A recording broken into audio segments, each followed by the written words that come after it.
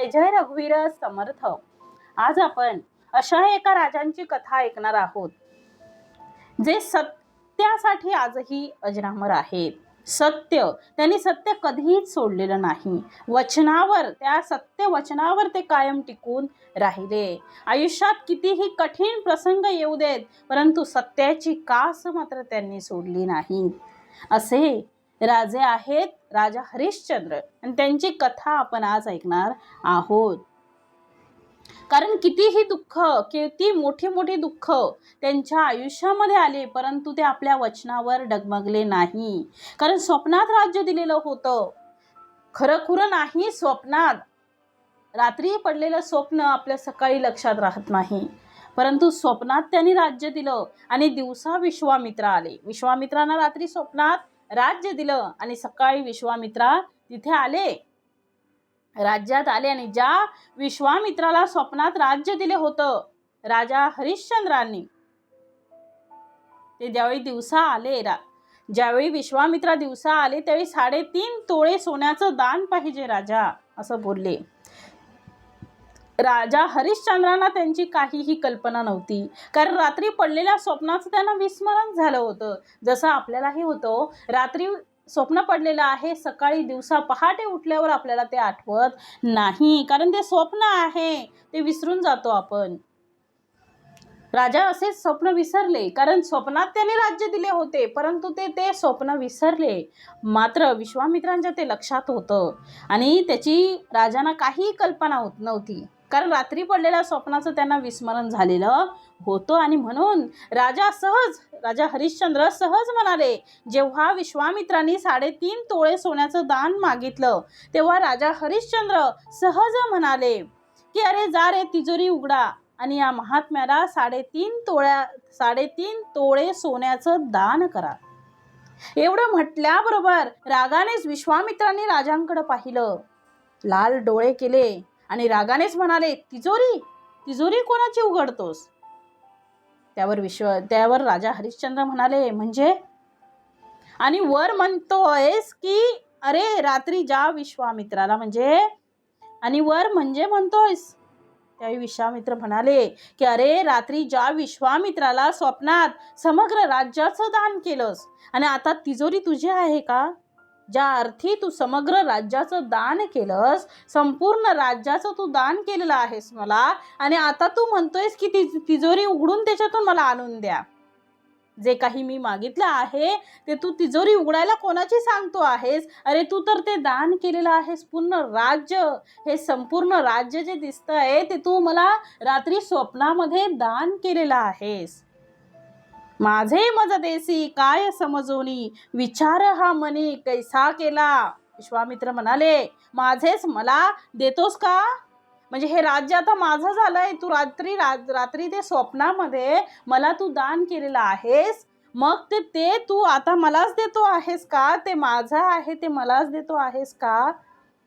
मग राजा हरिश्चंद्रांच्या लक्षात आलं की मला रात्री स्वप्न पडलेलं होतं आणि मी त्या स्वप्नामध्ये माझं समग्र राज्य मी दान केलेलं आहे विश्वामित्रांना. मग राजा हरिश्चंद्र म्हणाले की चुकलं माझं. मग ते म्हणाले की मी एक विचारू का? दाता हा स्वतंत्र असतो. राजा हरिश्चंद्र म्हणाले, दाता हा स्वतंत्र असतो. मग चुकलं म्हणाले राजा, दाता हा स्वतंत्र असतो, मी, माझी बायको आणि माझं मूल हे स्वतंत्र आहोत. आम्ही काशीच्या मार्केटमध्ये आम्ही विक्रीला उभे राहतो आणि त्याच्या बदल्यात जे येईल ते तुम्हाला दान देतो. ठीक आहे. बघा ओ, स्वप्नात दिलेलं राज्य जागृतीत खरं करून दाखवलं. स्वप्नात दिलेलं राज्य त्यांनी जागृतीमध्ये खरं केलं, म्हणजे त्यांनी सगळ्याचंच खरंच दान केलं. आणि राजा हरिश्चंद्रांनी जागृतीस खरं करून दाखवलं. आणि राजा हरिश्चंद्रांनी सगळ्या राज्याचा, वैभवाचा त्यांनी तिथे त्याग केला. त्या क्षणी त्यांनी त्याग केला आणि तिथल्या सेवक लोकांना विनंती केली की आजपासून तुमचा राजा, तुमचा मालक जो कोण आहे तो विश्वामित्रा आहे, तो मी नाही. आजपासून तुमचा राजा कोण? विश्वामित्र आहे. त्यांच्या आज्ञेचं पालन करा, ते तुमचे राजे आहेत. तरच तुमचं कल्याण होईल असं सांगून राजा हरिश्चंद्र, त्यांच्या पत्नी ताराराणी आणि 5 वर्षांचा रोहिदास निघाले काशीला हो. कारण आता तिथे विक्रीला ते उभे राहणार होते आणि त्याच्यातून जे काही दान येणार होतं ते आता ते विश्वामित्रांना देणार होते. ज्या अरण्यातून जातात आता ते निघाले. ज्या अरण्यातून जात होते तेव्हा सूर्याला विश्वामित्रांनी आदेश दिला की अरे तिथे तिघे चालले आहेत, तिथे भरपूर ताप. सूर्य इतका तापला, सूर्याने आपलं काम केलं. सूर्य इतका तापला की ते वृक्षही जळाले. एवढा तापला की भरपूर ऊन पडलं. वृक्ष सुद्धा करपून गेले, जळाले. आणि त्या पंथेत चालिले हे तिघे जण. वृक्ष करपून निघाले. दगड म्हणजे जी दगड होते ते दुभंगले. एवढं ऊन तिथं पडलेलं होतं. आणि त्या रस्त्याने जाताना पुन्हा परीक्षा त्याच वेळी, त्याच वाटेमध्ये, त्याच रस्त्याने जाताना पुन्हा परीक्षा. रस्त्यातच काशीहून आलो म्हणून एक ब्राह्मण, त्याची बायको आणि त्याचं छोटंसं बाळ, म्हणजे छोटंसं मूल, जे त्याच्या मुलाच्या वया एवढंच होतं. पुन्हा परीक्षा. आम्ही काशीवरून आलेलो ब्राह्मण आहोत, काशीवरून आलो, पाय पोळतात आहेत तो आमचे, तुमच्या पायातल्या जोडा द्या ना. हरिश्चंद्राने आपल्या जोड्या त्या ब्राह्मणाला दिल्या. तारा राणींनीही आपल्या चपला काढून त्या घालायला त्याच्या ब्राह्मणांच्या पत्नीला दिला. आणि मायबापाचं कृत्य पाहिल्यावर त्या 5 वर्षाच्या लेकराला सांगावं लागलं नाही हो. जसं आई वडिलांनी केलं तसं त्या मुलांनाही आपलं चपला काढून त्या ब्राह्मणाच्या लेकराला दिल्या. म्हणजे शुद्ध बीजापोटी फळे रसाळ गोमाटी. तिघेही त्या उन्हात पाय पोळत निघाले हो. काशीच्या मार्केटला उभ्या आहेत राजा हरिश्चंद्र, ताराराणी आणि रोहिदास. विक्रीला उभा आहे. आता विक्रीला माणूस कशावरून उभा आहे तर त्याला वाळलेलं जे गवत असतं, वाळलं गवत डोक्याला बांधावं लागतं. वाळलं गवत ज्याने डोक्याला बांधून मार्केटला तो उभा, मग समजायचं तर की तो स्वतः विक्रीला आलेला आहे. आणि म्हणून राजा हरिश्चंद्र, ताराराणी आणि रोहिदासानेही वाळलेलं गवत बांधलं डोक्याला. मार्केटला हे तिघेही उभे होते. कोण आहेत ते? तर ऐश्वर्य भोगलेले राजा हरिश्चंद्र, ताराराणी आणि छोटा मुलगा त्यांचा कोण? रोहिदास. एवढं परिवर्तन हो. दुपारपर्यंत राजाला गिराईक लागलं नाही, म्हणजे ग्राहक लागलंच नाही ताराराणीला दुपारनंतर. आणि ताराराणीला गिराईक लागलं, परंतु ते सुद्धा कोणाचं? काशीची वेश्या. त्या काशीच्या वेश्येने विचार केला, एक राजाची राणी आहे, ही सौंदर्य संपन्न आहे, हिला जर पैशांच्या जोरावर विकत घेतलं तर आपला वेश्या व्यवसाय तेजीमध्ये चालेल. या उद्देशाने काशीच्या वेश्येने ताराराणीला विकत घेतलं हो. आणि ताराराणीला वेश्या भर बाजारातून घेऊन निघाली. आणि पुढे घटना अशी घडली की तिथे कौशिक ब्राह्मण बाजारात आलेले होते. त्या ब्राह्मणाने बघितलं तर जिच्या घरी ते विचार करू लागले की तिच्या हातामध्ये तिचा हात होता, वेश्येच्या हातामध्ये ताराराणीचा हात होता. त्यांनी बघितलं की ही आपली कोण आहे? राणी आहे. अरे जिच्या घरी आम्ही ब्राह्मण जेवायचो, जी आग्रह करून वाढायची, ती आमची ब्राह्मणाची अन्नपूर्णा विकली गेली आहे. रडू लागला ब्राह्मण. ब्राह्मणाला काहीच कळेना, कारण राणी आता कुठे चालली आहे? त्या वेश्येबरोबर चालली आहे. आणि मग ब्राह्मण रडू लागला. ब्राह्मणाच्या लक्षात आलं. ब्राह्मणाने आवाज दिला, ताराराणीला आवाज देऊन ताराराणीला बोलले, तारा, अगं ए तारा, तुला जिने विकत घेतलं आहे ती काशीची वेश्या आहे. उद्यापासून तुझा वेश्या व्यवसायासाठी ती वापर करणार आहे, हे वापर होणार आहे. हे ऐकलं आणि बापाला मिठी मारून मुलगी जशी रडते तशी भर बाजारामध्ये कौशिक ब्राह्मणांच्या गळ्याला बिलगून ताराराणी रडू लागली. आणि रडून म्हणाली, महाराज, नोहे ऐसा धर्म न आमुचा. स्वामी महाराज, सोडवा यातून मला, खूप उपकार होतील तुमचे. मग त्या वेश्येचं मोल वापस केलं कौशिक ब्राह्मणांनी. आणि त्या ताराराणीला स्वतः विकत घेऊन सांगितलं की बेटा, मी तुझा धर्मबाप. कोण? धर्मबाप. तू माझी धर्मकन्या. माझ्या घरी ब्राह्मण लोकांच्या पंक्ती उठतात. बाळा, तू त्यांचा स्वयंपाक करायचा आहे. त्यावर ताराराणी बोलली, आनंदाने करीन बाबा. मला सोडवलं. मी अनंत जन्मी तुमचे उपकार विसरणार नाही, आनंदाने करीन. आणि तारा राणीला घेऊन जेव्हा कौशिक ब्राह्मण निघाले तेव्हा 5 वर्षाच्या लेकराला यातलं काहीच कळत नव्हतं. तिचं 5 वर्षाचं लेकरू होतं, त्याला मात्र काहीच कळत नव्हतं. बाजारातली गोष्ट होई. आता आई चालली आणि ते आईच्या मागं मागं पळत निघालेला आहे. राजा धावला, हरिश्चंद्र धावला आणि त्याला धरलं. त्या छोट्याशा लहान बाळाला. मात्र तो रोहिदास मात्र रडत होता. माझी आई गेली, माझी आई गेली, मला आईच्या मागून जायचं आहे. हरिश्चंद्राने अडवलं, कारण 5 वर्षाच्या मुलाला काय कळणार आहे हो. त्याची आई गेली म्हटल्यावर तो त्या आईच्या मागूनच जाणार आहे. त्याला याच्यातलं काहीच माहीत नव्हतं. बाजारातली गोष्ट हो.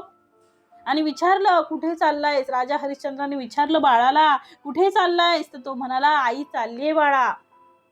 बाबा, आई चालली आहे, आई चालली आहे. आता मात्र हरिश्चंद्रांच्या डोळ्याला धारा लागल्या. कसं सांगावं त्या लहानशा लेकराला? 5 वर्षाचं लेकरू, काहीच कळत नाही हो, काहीच कळत नाही त्याला. आणि त्याची आई आता विकली गेलेली आहे. कसं सांगावं लहानशा लेकराला? जाऊ दे बाळा. आणि ते सुद्धा ओक्साबोक्शी रडू लागले. आपण विक्रीला उभे आहोत, तुझ्या आईला ग्राहक लागलं, अजून तुला आणि मला कोणीही विचारलं नाही. ते बाळ हळूच म्हणाले, बाबा, आई विकली माझी. हरिश्चंद्र म्हणाला, हो बाळा, त्यासाठीच आपण इथे उभे आहोत. आता आईची आणि माझी भेट कधी होईल बाबा? हरिश्चंद्र म्हणाला, सांगता येत नाही बाळा, कदाचित या जन्मात होणारही नाही. नाही भेट? बाबा, माझ्यावर विश्वास ठेवा, मी आईच्या मागून जात नाही. घेऊन या येतो मातेचे दर्शन. घेऊन या येतो मातेचे दर्शन. त्याला कळलं की माझी आई आता मला दिसणार नाही, म्हणून तो सांगायला लागला की माझ्यावर विश्वास ठेवा, मी फक्त आईचं दर्शन घेऊन येतो. शेवटचं एकदा माझ्या आईच्या मी पाया पडून येतो बाबा. हे बाजारातल्या लोकांनी सगळ्यांनी हे दृश्य पाहिलं आणि बाजारातली लोकही रडू लागली. कारण आईचा आणि मुलाचा तो वियोग पाहण्यासारखा नव्हता हो. कारण मूल बाळ खूप छोटं होतं आणि त्याच्या आईला घेऊन निघाले. आई रडते, बाळही रडत होतं आणि राजा हरिश्चंद्रही रडत होते. तिथे सगळे बाजारात असणारी लोक सुद्धा तिथं बघत होती, त्या ठिकाणी होती. मग ते हे बाजारातलं दृश्य लोकांनी पाहिलं आणि बाजारातली लोकही रडू लागले. लोक कौशिक ब्राह्मणांकडे आले.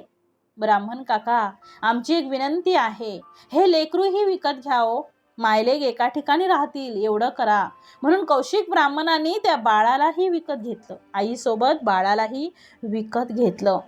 त्या बाळाकडे दुर्वा फुलं आणायची सेवा दिली आणि राणीकडे स्वयंपाकाची. आता दोघंही विकले गेले. आता राहिला कोण? हरिश्चंद्र. आता राजा हरिश्चंद्र राहिले. संध्याकाळ होत आली. हरिश्चंद्रांना आता ग्राहक लागलं, परंतु कोणतं? डोंब ग्राहक लागलं. त्याला 2 बायका होत्या हो. आणि त्यात हरिश्चंद्र 4-5 दिवसांचे उपाशी, काहीही खाल्लेलं नव्हतं, उपाशी होते. पोटात अन्नाचा कण नाही, डोळे पण सुकले होते, कारण त्यांना गिराईकच लागलेलं नव्हतं. जसा घरी नेला हरिश्चंद्राला तसा ते दोन्ही बायका म्हणाल्या, कशाला आणला त्याला? टीव्हीचा पेशंट, कारण त्याचे डोळे सुकलेले, त्यात पोटात त्याच्या काही नव्हतं, त्याला चक्कर येत होती. आता आणलाच आहे तर भर म्हणावं पाणी त्याला. लगेच हरिश्चंद्राच्या डोक्यावर दिला माठ. उपाशी हो हरिश्चंद्र.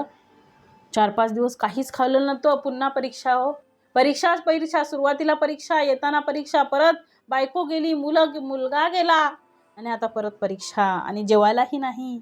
विश्वामित्राने काय केलं? आता रांजणाच्या तळाला छिद्र पाडलं हो.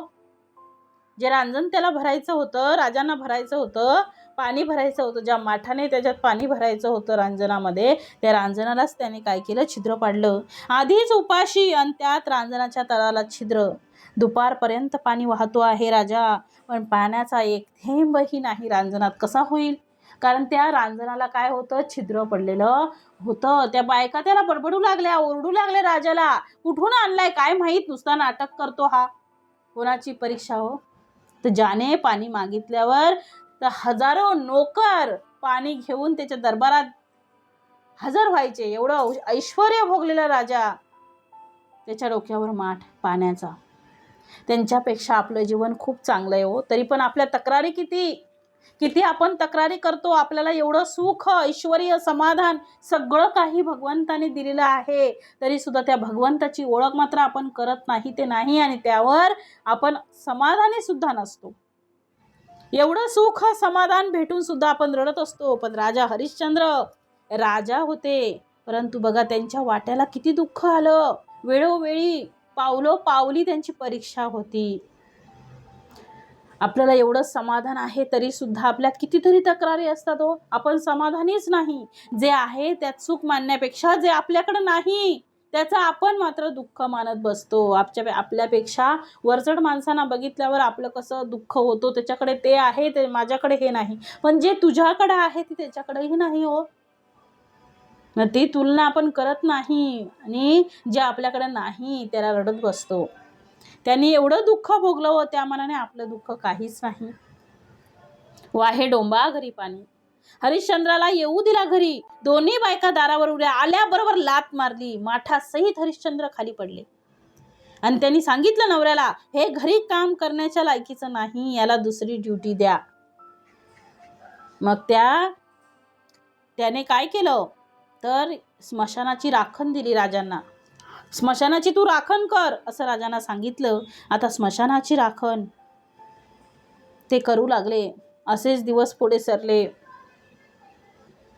असेच दिवस जात असताना एक दिवस सायंकाळच्या वेळी 5 वर्षाचा रोहिदास, संध्याकाळची वेळ होती, 5 वर्षाचा रोहिदास आपल्या छोट्या छोट्या मित्रांसोबत दुर्वा फुलं आणायला गेला. अंधार थोडा पडत चाललेला होता. पाय पडला सापावर. साप चवताळला, दंश झाला. मुलं सगळी घाबरली हो. 5-6 वर्षाची मुलं, ती खूप घाबरली. रोहिदास खाली पडला. खाली जर पडला तरी तो रोहिदास आपल्या बालमित्रांना रडून म्हणाला, पोरांनो, साप चावला आहे मला, मरतो आता. माझ्यासाठी जगली माझी माय, आणि त्या कौशिक ब्राह्मणांच्या घरी स्वयंपाक करत असेल. पळत जा आणि माझ्या आईला सांगा तुमचा रोहिदास मेला सर्पदंशाने. तुमच्या गळ्याला बिलगून रडेल माझी आई. तिला सांगा मरताना रोहिदास एवढं म्हणाला की नाशिवंत देह गेला सेविलिया, शोक काही वाया करू नको, क्षणोक्षणा तिच्या संभोखावे मना, तुम्हासी प्रार्थना हेची आता, सोडी याला प्राण रोहिदास. मेलो हो रेकू. किती दुःख हो. पावली दुःख. मुलगा मेला हो, लेकरू त्याचं मेलं. आता ते त्याचं 5-6 वर्षाचं त्याचे मित्र त्याच्या एवढेच वयाने ते सुद्धा धावत पळत गेले पाठशाळेत. माता होती, मित्राने आवाज दिला आणि म्हणाले, आई साहेब तुमचा रोहिदास मेला सर्पदंशाने. हे ऐकताच त्या आईची काय अवस्था झाली असावी हो.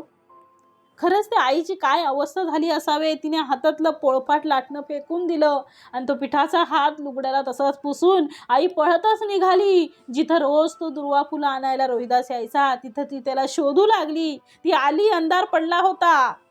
आईला काहीच कळत नव्हतं, तारा राणीला काहीच कळत नव्हतं. ती मात्र खूप रडत होती. एवढी परीक्षा हो. मुलाला शोधत होती, त्याला आवाज देत होती, रोहिदास रोहिदास करून आवाज देत होती. बाळाला आवाज द्यायला लागली. नेहमीप्रमाणे चालता चालता पायाला काहीतरी लागलं म्हणून हे बघायला ती खाली बसली. पाहते तर काय, असा प्रसंग कोणत्याच आईच्या नशिबी नसावा. पाहते तर काय हो, प्रेत लेकराचं डोळे हिरवे झालेले, प्राण गेलेला. हीच तर राजाची राणी आहे. हीच ती राजाची राणी. पण एकुलत्या एक बाळाचं प्रेत गुंडाळायला कापड खरेदीसाठी पैसे नाही. लेकरू मेलं. त्या माऊलीने काही विचार न करता अर्धी साडी फाडली आणि त्याच्यात लेकराचं प्रेत गुंडाळलं. एवढा दुःखाचा डोंगर त्या माऊलीच्या जीवनात आला हो. एवढं दुःख भोगलं तरी तारा राणीनं धीरानं घेतलं, आणि आपण मात्र एखादं चुकीचं पाऊलही टाकलं असतं. परंतु नाही, ही गोष्ट आपल्या जीवनातल्या व्यथा आपल्याला खूप वाटतात, आणि त्याच व्यथा कमी व्हाव्यात यासाठी ही गोष्ट आहे, ही कथा आहे, ही आपण ऐकलीच पाहिजे. कारण एवढं दुःख भोगूनही ती कशी होती, धीरानं उभी राहिली. कारण एखादं जरी दुःख आलं तरी आपण खचून जातो, तसं आपण खचून न जाता दुःख काय असतं तर या कथेतून आपल्याला कळेल हो. साडीमध्ये प्रेत गुंडाळलं आणि प्रेत घेऊन स्मशानात आली राजाची राणी. पण सरपण विकत घ्यायला पण पैसे नाही. प्रेत खाली ठेवलं आणि कुठे कुठे चिता जाळलेल्या होत्या, त्यातलं थोडं थोडं उरलेलं सरपण तिने तसं गोळा करून एवढा ढीक केला आणि त्या माऊलीने तो ढीक पेटवला. आता लेकराचं प्रेत चितेत टाकणार. रात्रीचे 12 वाजलेले आहे. एकटीच ती अंधारी रात्र आहे. स्मशानात ती छोटीशी चिता पेटवलेली आहे आणि ते प्रेत टाकणार तर भूतकाळ आठवला. त्या प्रेताकडे पाहून म्हणाली, रोहिदासा, तुला लहानपणी नोकर चाकर अंगावर खेळवायचे बाबा. काय हे दुर्दैव आज मी बघते. आज माझ्याकडे तुझं प्रेत गुंडाळायला पण माझ्या गाठीची पैसे नाहीत. माझी अर्धी साडी फाडावी लागली. अरे सरपणही विकत घ्यायला माझ्याकडे पैसे नाही. जळालेलं उरलेलं गोळा केले मी. म्हणून प्रेताकडे पाहून, देवाची मी हीन फुटके प्राप्त न केल्या, तिघा तीन वाटा देवा. भरतार हरिश्चंद्र गेला कोणीकडे, दुःख कोणापुढे सांगू आता. दुःख कोणापुढे सांगू आता. तिला काहीच कळेना, कारण राजा हरिश्चंद्र पण तिथे नव्हते. आपल्या मुलाचा मृत्यू झालेला आहे. काय तिची दयनीय अवस्था असेल हो. एकटी धीराने रात्रीच्या वेळी अंधारात 12 वाजलेले एकटी स्मशानात होती. हरिश्चंद्र कुठेच नव्हते, कारण हरिश्चंद्र त्यांना सोडून, हरिश्चंद्रांच्या आधीच त्यांना ग्राहक लागलेले होते. त्याच्यामुळे त्यांना माहीतच नाही की हरिश्चंद्र कुठे आहे. अशीच रडत असताना छाती भिजली हो आईची. सगळी ओली झाली. छाती का भिजली म्हणून ताराराणी स्वतःकडे पाहिलं तर ती पाण्यानं नव्हती हो भिजली. लेकराच्या प्रेमापोटी वात्सल्य आवरलं नाही म्हणून त्या स्तनाला धारा सुटलेल्या होत्या. आणि त्या ताराराणीने पाहिल्या आणि पुन्हा लेकराचं प्रेत कवटाळून त्या लेकराच्या प्रेताला विचारू लागली, रोहिदासा, आता पाजू नको. रोहिदासा, आता पाजू नको. कोणात रोहिदासा. खूप रडली माय हो. अश्रुधारा कोसळत होत्या. तिला काहीच कळत नव्हतं. आणि डोळ्यातून प्रेत चितेत टाकणार, तोच हातात कंदील, काठी काना एवढी उंच, उजव्या खांद्यावर घोंगड, जटा, दाढी वाढलेली, भयानक आकृती अंधारात झपाझप पावले टाकत पुढे आली. खबरदार, कोण आहे? मोठ्या आवाजात बोलले, कोण आहे? सांगणार होती, मी राजा हरिश्चंद्रांची पत्नी ताराराणी. बाजारात विक्री झाल्यानंतर थेट स्मशानात ही पहिलीच भेट हो नवरा बायकोची. मी राजाची राणी सांगणार इतक्यात मोठ्याने वीज चमकली. सगळीकडे प्रकाश वाटला थोडा काही क्षणासाठी, आणि विजेच्या प्रकाशात राजाने राणी ओळखली आणि राणीने राजा ओळखला. प्रेत खाली ठेवला आणि ती माऊली पाया पडायला पुढे धावली तर हरिश्चंद्र माग सरला. रुको तारा, पैर मत पडो, मैं अमंगल वेश वाला हूँ, जमदार का सेवक, जमदार मेरा मालिक है, स्मशान की ड्यूटी करता हूँ मैं. अगर पैर पड़ोगी तो तुझे गंगा में नहाना पड़ेगा, पाप लगेगा. ताराराणी म्हणाली, पतिदेव. तेव्हा राजा हरिश्चंद्र म्हणाले, पतिदेव मत कहो, मैं जमदार का सेवक हूँ. ये कौन बच्चा है? भूल गए क्या महाराज? आपके कुल का एक लौता बेटा, एक लौता वारिस, रोहिदास. अव्वा. राजा हरिश्चंद्र थबकले. अव्वा, सर्प दंश से ये मर गए महाराज जी. महाराज जी, ये मर गए है, मैं क्या कर सकता हूँ? महाराज विचारतात की, राजा विचारतो की मैं क्या कर सकता हूँ? इतनी दया करो महाराज, जलाने के लिए इजाजत दे दो. देख तारा, एक मेरा भी नियम है.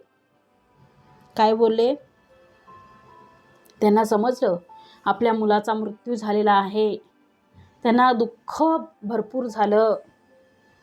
त्यांना आतून कळत नव्हतं काय करावं आणि कसं करावं. परंतु सत्यनिष्ठ, सत्यवचनी, एकवचनी असलेला राजा, आपल्या वचनावर ठाम असलेला राजा, त्याने सांगितलं. एवढं सगळं दुःख त्याच्या समोर होतं तरी सुद्धा तो काय बोलला? एक मेरा भी नियम है तारा, जिस दिन मुर्दा जलता है उस दिन 2 चीजें मिलती है, 1.25 गज कपड़ा, 1.25 शेर खिचड़ी.